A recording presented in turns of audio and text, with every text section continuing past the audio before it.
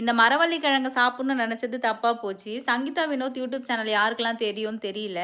அதில் வந்து அவங்க ரீசெண்டாக மரவள்ளி கிழங்கு வந்து செஞ்சுருந்தாங்க. அதை பார்த்ததுலேருந்து எனக்குமே அந்த கிழங்கு சாப்பிடணும்னு ரொம்பவே ஆசையாக இருந்தது. அதனால் பக்கத்தில் 2, 3 கடையில் வந்து கேட்டு பார்த்தேன். அந்த கிழங்கு இல்லை அப்படின்னு சொல்லிட்டாங்க. வேறு வழியே இல்லாமல் ஜெப்டோவில் வந்து 1 கிலோ 36 ரூபா அப்படின்னு என்னவோ இருந்தது. ஆர்டர் பண்ணிட்டேன். அது நேற்று நைட்டு ஆர்டர் பண்ணி வச்சுட்டு போயிட்டேன். காலையில் எழுந்திரிச்சு பார்க்கும்போது தான் தெரிஞ்சுது. அதில் வந்து பாதி கிழங்கு வந்து ஃபுல்லாக கருப்பு கருப்பாக இருந்தது.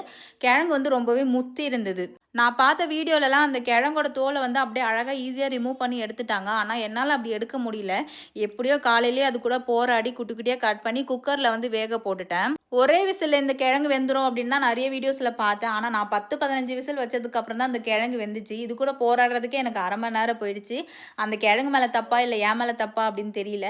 நீ வெந்த வரைக்கும் போதும் அப்படின்னு சொல்லிட்டு அதை தாளிக்க ஆரம்பிச்சிட்டேன். தாளிக்கிறதுக்கு கடாயில் கொஞ்சமாக தேங்காய் எண்ணெய், கடுகு, கருவேப்பிலை, 2 காஞ்ச மிளகா, அப்புறம் நம்ம வேக வச்ச மரவள்ளி கிழங்கு, லாஸ்ட்டாக தேங்காய் தூவி இறக்குனா சூப்பராக வந்து ரெடி ஆகிடும். இது அப்படியே சாப்பிட்றதுக்கு வந்து கொஞ்சம் ட்ரையாக இருக்கிற மாதிரி இருக்கும். அதனால் இன்றைக்கி வந்து சுக்குமல்லி காஃபி வந்து கருப்பட்டியில் போட்டிருந்தேன்.